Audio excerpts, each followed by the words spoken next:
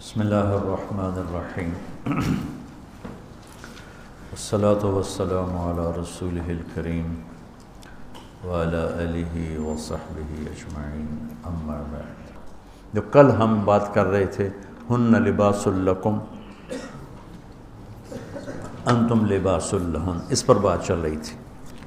اعوذ باللہ من الشیطان الرجیم، بسم اللہ الرحمن الرحیم۔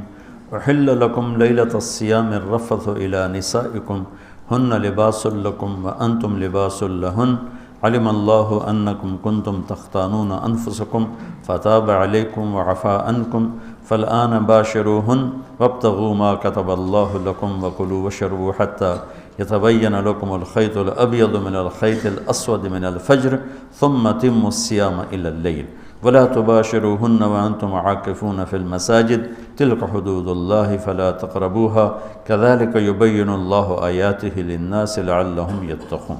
یہ ساری ایک آیت ہے، اس میں سے ایک لفظ میں لے کے بات کر رہا ہوں، کل بات کی تھی، آج پھر اسی کو آگے چلانا ہے کہ اللہ تعالیٰ نے جتنے انسانی رشتے بنائے ہیں، ماں باپ، بہن بھائی، چاچے تائے، دادا دادی، نانا نانی، ساس سسر، خالہ بھانجا بھتیجا، پھوپھی پھوپھا، یہ جتنے اللہ نے رشتے بنائے ہیں، ان میں سب سے اہم رشتہ خامد اور بیوی ہے۔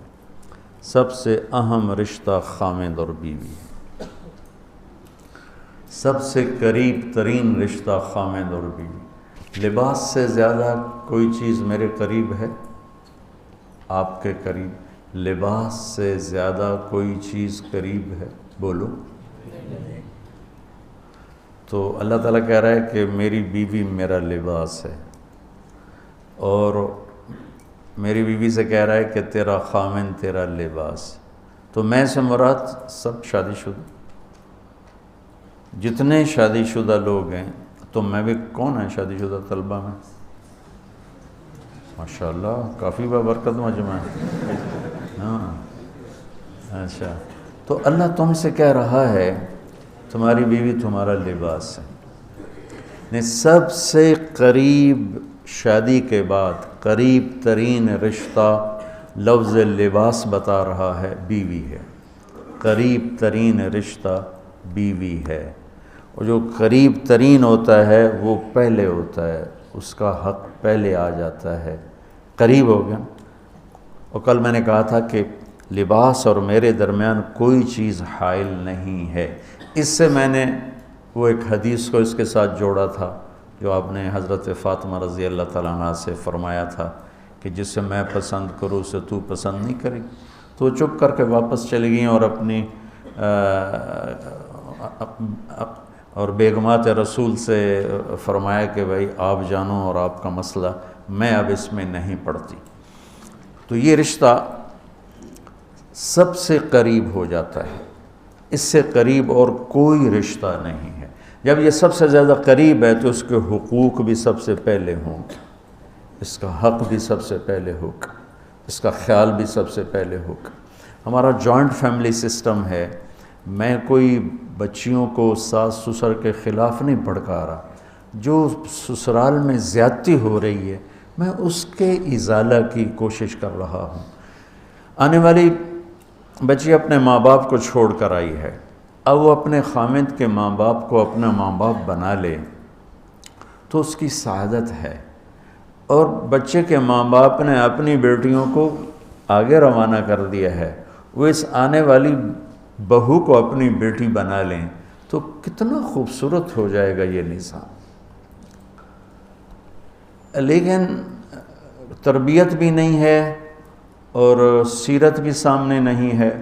مجھے حدیث یاد آ گئی، میرے نبی نے فرمایا یہ جو میرے انصار مدینہ ہیں، سنو بڑی عجیب حدیث ہے، یہ جو میرے انصار مدینہ ہیں یہ اتنے اچھے ہیں، ان کے گھر کسی کی بیٹی جب شادی ہو کے آتی ہے تو اسے یہ احساس ہی نہیں ہوتا میں سسرال میں ہوں یا ماں باپ کے پاس۔ یہ میں چاہتا ہوں، یہ میری تشریح میں کوئی کمی زیادتی ہو جاتی ہوگی، کوئی سائٹ زیادہ بیان ہو جاتی ہے، کوئی کم ہو جاتی ہے، لیکن میں یہ چاہتا ہوں۔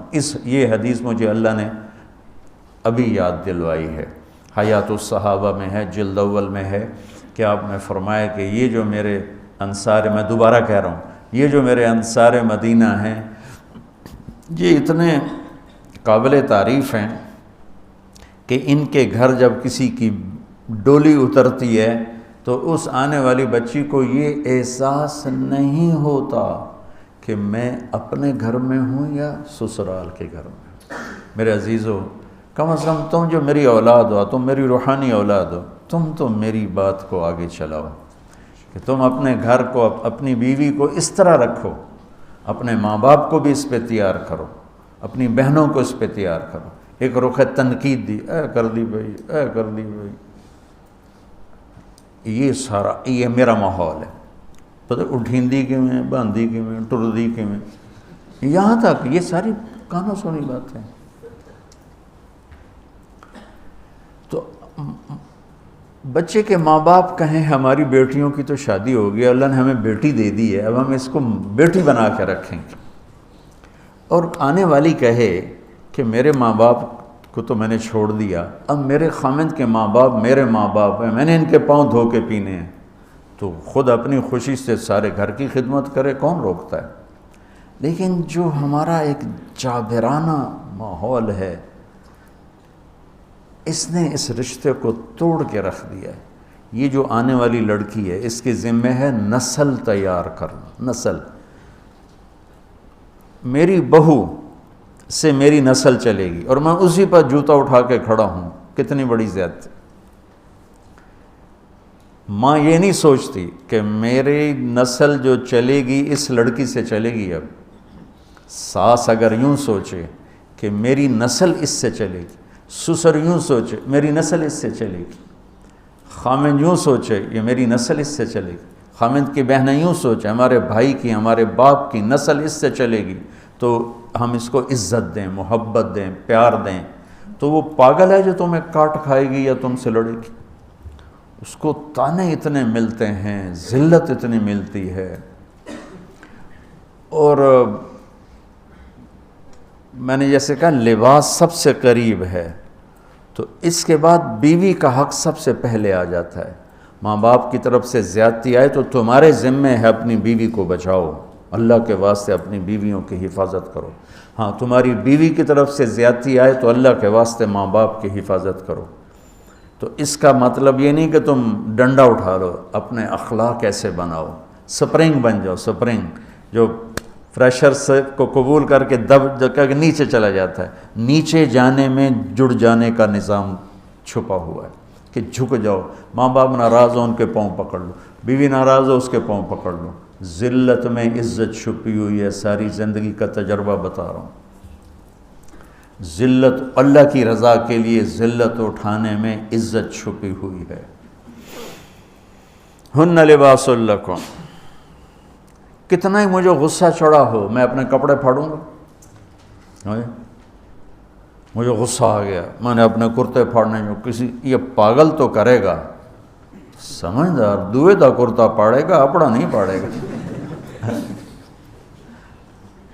اب مجھے بیوی پہ غصہ چڑھ گیا تو میرا لباس ہے، اس کو تار تار کر دوں، گالیاں دوں، تھپڑ ماروں، تو ایسا ہی جیسے میں اپنے کرتے کو پھاڑ رہا اور اپنے کرتے کو تار تار کر رہا۔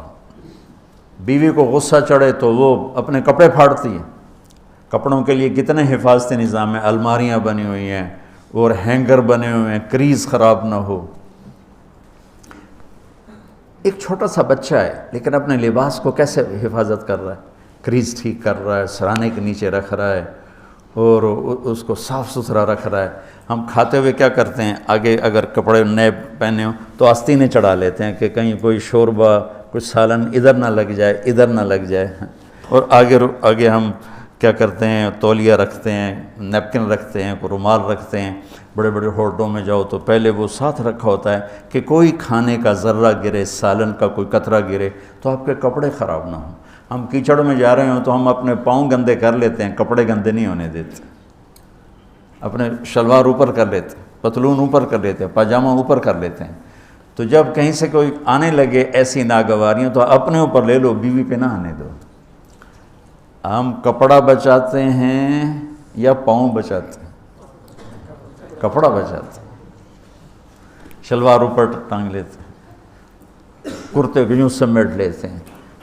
تو جتنا کیچڑ ہے حالات کا، واقعات کا، اخلاق کا، وہ کیچڑ اپنے اوپر لے لو، بیوی کو بچا لو.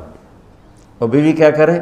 وہ جتنا کیچڑ ہے حالات کا، واقعات کا، ناگواریوں کا، اپنے اوپر لے لے، خامد کو بچا لے. لباس کا اور کیا کام ہے؟ یواری سواتکم، یہ تمہارے عیب چھپاتا ہے. تو میرا کام کیا ہے؟ میں بیوی کی کمیاں چھپاؤں، ڈھنڈورا نہ پیٹوں. بیوی کا کام کیا ہے؟ خامد کی کمیاں چھپائے، ڈھنڈورا نہ پیٹے. دوسرا کام کیا ہے لباس کا؟ وریشہ، لباس مجھے خوبصورت بناتا ہے. یہ ایک واحد رشتہ ہے جو زندگی کو خوبصورت بناتا ہے. سب کچھ ہو، بیوی نہ ہو تو تنہائی کا احساس مار دیتا ہے. اس سے ایک اور مطلب نکلتا ہے کہ لباس کے بغیر ایک لمحہ گزارا نہیں. سارا دن پانی نہیں پیتے ہیں نا، اب میں بیان میں پانی پی رہا ہوں، لیکن 16 گھنٹے تو گزارے ہیں نا، پانی نہیں پیا، کھانا نہیں کھایا. 16 سیکنڈ لباس کے بغیر گزار سکتے ہیں؟ بولو. کوئی بھی کمرے میں نہ ہو، تم تنہا ہو، تم کپڑے اتارو تو تم اپنے آپ کو عجیب فیل کرو گے. تم خود اپنے آپ کو چادر میں چھپانے کی کوشش کرو گے. ان لباس ایک ایسی زبردست ضرورت ہے بلا دلیل کہ تم تنہا کمرے میں بھی کپڑے اتارو تو تم اپنے آپ کو عجیب سا محسوس کرتے ہو. اس سے پتہ چلا کہ بیوی کے بغیر کوئی زندگی نہیں ہے اور خامد کے بغیر عورت کی کوئی زندگی نہیں ہے. یہ ہمارا بدبخت معاشرہ ہندی کہ کسی بچی کو طلاق ہو جائے وہ گل سڑ کے مر جاتی، اس کی شادی نہیں ہوتی. کوئی جوان بچی بیوہ ہو جائے وہ سسک کے مر جاتی، اس کی شادی نہیں ہوتی. کوئی 40-50 سال کا ہو جائے مرد، اس کی بیوی مر جائے، کوئی اس کو لڑکی دینے کے لیے تیار کوئی نہیں. اور لباس کا لفظ بتاتا ہے کہ شادی کے بغیر انسان ننگا ہے، اور ننگے انسان کا کوئی کہیں بھی گزارا نہیں ہے. لفظ لباس بتاتا ہے کہ ہم اس چیز کو رواج دیں کہ شادیاں ہوں، بیوہ کی شادی ہو، مطلقہ کی شادی ہو، کوئی کس کی بیوی مر جاتی ہے. حضرت ابن مسعود کا فرمان ہے اگر میری موت میں 10 دن باقی ہوں تو بھی میں شادی کر لوں گا اگر میری بیوی مر جائے تو.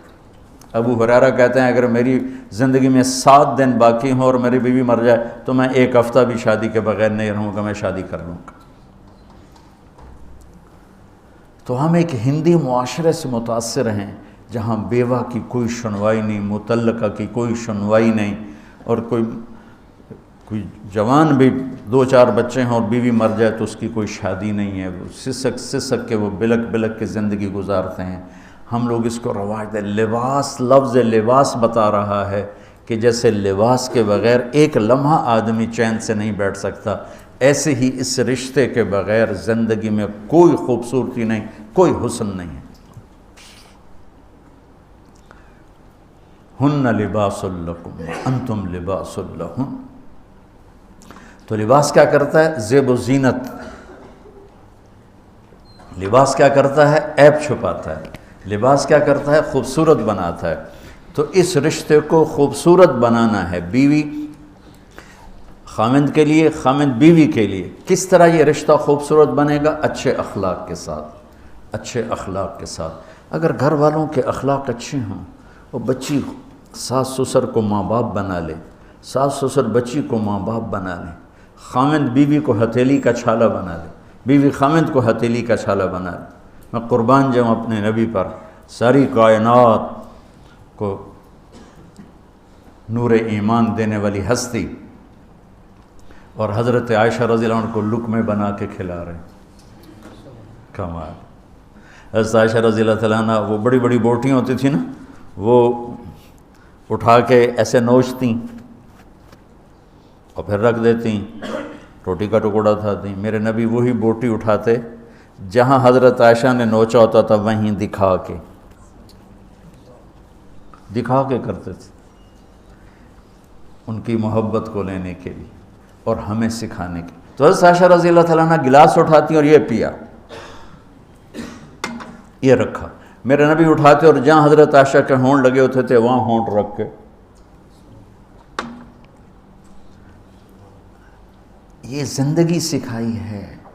یا عائشو، کیا محبت سے بولا عائشہ نے، یا عائشو یا حمیراء، عائشہ آؤ دوڑ لگائیں۔ عائشہ مجھے پتہ چل جاتا جب تو میرے اوپر ناراض ہوتی ہے۔ حضرت عائشہ نے کہا وہ کیسے؟ کہ جب تو میرے اوپر ناراض ہوتی ہے نا تو یہ نہیں کہتی مجھے رب محمد کی قسم، تو کہتی مجھے رب ابراہیم کی قسم۔ جب تو میرے اوپر راضی ہوتی ہے تو کہتی ہے مجھے رب محمد کی قسم، اور جب تو میرے اوپر ناراض ہوتی ہے تو کہتی مجھے رب ابراہیم کی قسم۔ کہ یا رسول اللہ صلی اللہ علیہ وسلم نام ہی آپ کا نہیں لیتی، میرا تو دل آپ پہ کیا، میری جان قربان ہے آپ پر۔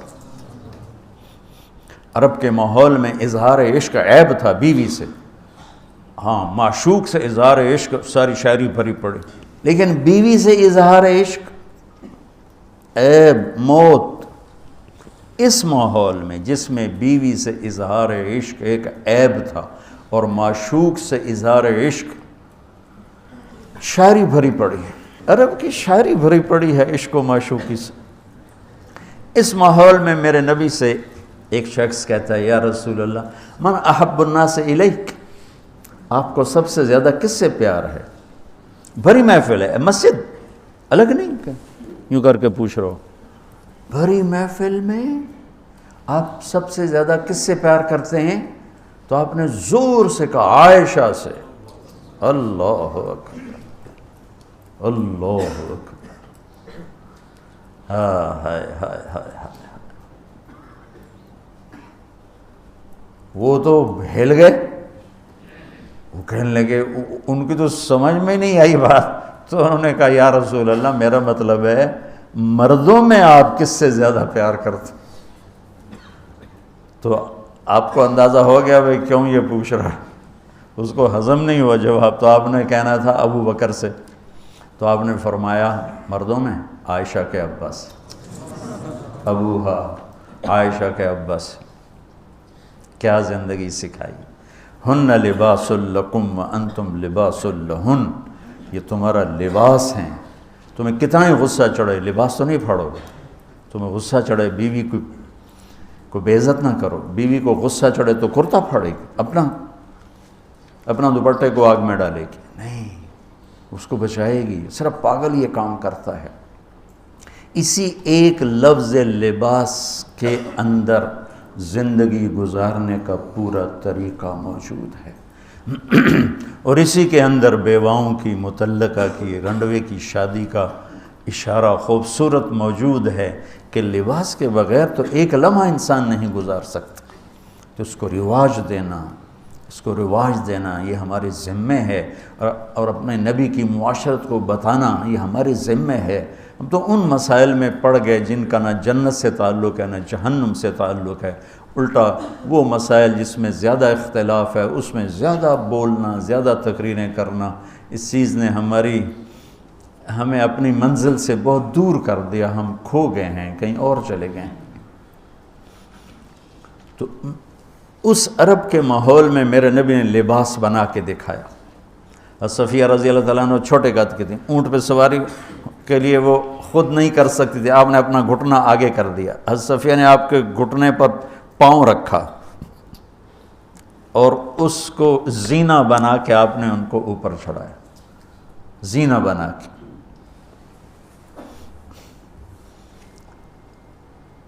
جہاد کے سفر سے واپسی ہو رہی ہے، سب صحابہ سے کہا آگے نکل جاؤ، سب آگے نکل گئے، اتنا نکلے کہ غائب ہو گئے، نظر نہیں آ رہے، تو آپ نے کہا عائشہ دوڑ لگائیں، اللہ، عائشہ دوڑ لگائیں، ہم نے کہا جی لگائیں، تو حضرت عائشہ فرماتی ہیں میں نے دوڑ لگائی، میں آگے نکل گئی، آپ پیچھے رہ گئے۔ کچھ سال گزر گئے، جہاد کے سفر سے واپسی ہو رہی، آپ نے کہا عائشہ دوڑ لگائیں، میں نے کہا جی لگائیں، ہم نے کہا چلو بھائی آگے چلے جاؤ، سب آگے چلے گئے، غائب ہو گئے۔ تو کہنے لگے میں نے دوڑ لگائی، میں موٹی ہو گئی تھی، میں پیچھے رہ گئی، آپ آگے نکل گئے، تو آپ نے کہا ہی بتلک، اب ہمارا تیرا حساب برابر ہوگی۔ آپ بچوں زندگی تو پڑھو کہ تمہارے نبی نے کیا خوبصورت زندگی گزاری ہے۔ ایک صحابی کہتے ہیں دائم الفکرہ متواصل الاحزان، کیسے تھے ہمارے نبی؟ تو وہ جواب دیتے ہیں بڑے غمگین، بڑے فکر مند۔ ٹھیک ہو؟ یہی سوال ایک شخص حضرت عائشہ سے کرتا ہے کیسے تھے ہمارے نبی؟ کہتی ہیں کان ضحاکن بسامن، بڑے ہنسنے والے، بڑے مسکرانے والے۔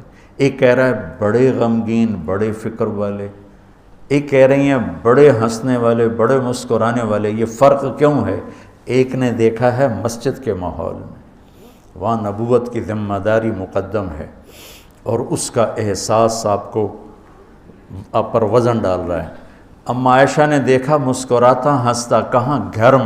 گھر میں آپ مسکرانے والے ہیں، آپ ہنسنے والے ہیں، اور نبوت کی ذمہ داری ہے، درد بھی ہے، لیکن اس کو اندر چھپا لیا ہے۔ اب بیگم کو ہنس کے دکھا رہے ہیں، خوش ہو کے دکھا رہے ہیں، اور ان کے ساتھ لاڈ کر رہے ہیں، ان کے ساتھ پیار کر رہے ہیں۔ جہاد کا سفر ہے، جہاد کا، اور سفر کے لیے تیاری کا اعلان اور کوچ کا اعلان۔ حضرت عائشہ اونٹنی پہ بیٹھیں، گلے میں دیکھا ہار کوئی نہیں، کہا یا رسول اللہ میں تو نہیں جاؤں گی، میرا ہار گم ہو گیا، میرا ہار پہلے ڈھونڈوائیں۔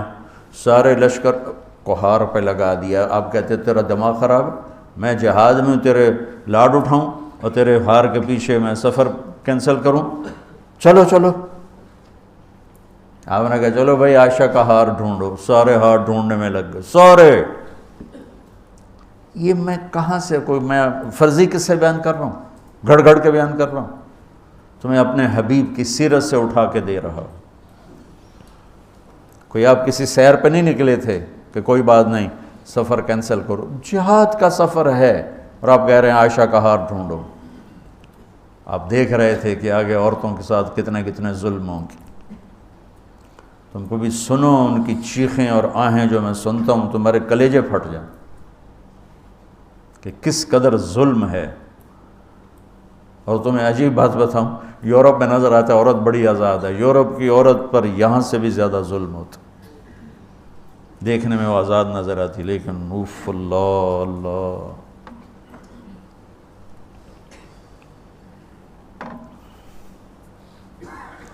شام ہو گئی تو قافلہ رک گیا، اب تو بھائی شام ہو گئی، ہار نہیں ملا۔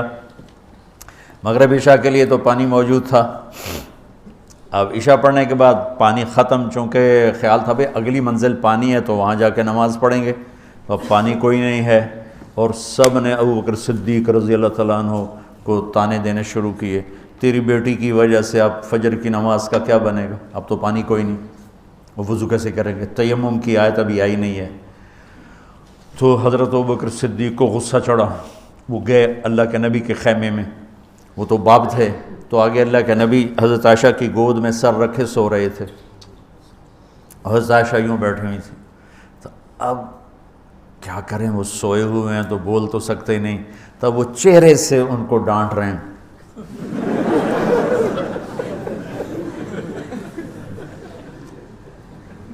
اور آگے بڑھ کے انگلی یہاں ماریں، ٹک یوں، وہ کہتی میں ایسے ہو گئی تاکہ انگلی کے درد سے میں یوں نہ ہوں کہیں اللہ کے نبی جاگ نہ پڑیں، تو ٹک ٹک ٹک ٹک، تیری وجہ سے آج سارا صحابہ تکلیف میں، اور پانی کوئی نہیں ہے، گویا چہرے سے سارا کچھ کہہ رہے ہیں، یوں کر رہے ہیں، چہرے سے سارا کچھ بتا رہے ہیں، اور غصے میں باہر آ گئے۔ اللہ کے نبی کی آنکھ کھلی، پتہ چلا پانی کوئی نہیں، نماز کا ٹائم ہے۔ اللہ نے کہا چلو فتیمموا صعیدا طیبا، چلو بھائی مٹی سے تیمم کرو، ہم نے تمہیں پانی سے بھی بے نیاز کر دیا۔ تو پھر سعد بن عبادہ کہنے لگے ابو بکر تیرے گھرانے کی یہ پہلی برکت تھوڑی ہے، اور بھی بڑی برکتیں پہلے ملی ہیں، پہلے سب ناراض ہو رہے تھے، پھر سارے خوش ہو گئے کہ یہ کیا مل گیا، اللہ نے ہمیں تیمم دے، کسی امت کو تیمم نہیں ملا۔ دیکھو نا، یوں کر کے کر لو، اس سے کوئی پاک ہوتا ہے، اور پھر یوں ایسے کر لو، چلو بھائی غسل سے بھی فراغت ہو گئی، پانی کوئی نہیں ہے تو ہمیں غسل کی ضرورت پڑ گئی ہے، تو اتنا ہی کام ہے، ضربتان حضرت عمار بن یاسر نیا نیا تیمم کا حکم آیا تھا، پتہ تھا نہیں کیسے کرنا ہے، تو وہ سفر میں تھے تو ان کو ضرورت پڑ گئی نہانے کی. ان کا اب وضو کے لیے تو تیمم ہے بھئی یوں کر لو، لیکن نہانے کے لیے تو تیمم کیسے کروں گا؟ تو سارے کپڑے اتار کے ریت پہ کبھی یوں لوٹ کبھی یوں ہو رہا کبھی یوں ہو رہا. تھے بھی بڑے لمبے چوڑے عمار بن یاسر، آ کر کہنے لگے یا رسول اللہ آج میں نے یوں تیمم کیا. آپ نے کہا انما یکفیک ضربتان، ارے وہاں بھی تجھے 2 ضربیں کافی تھیں، یہ اور یہ.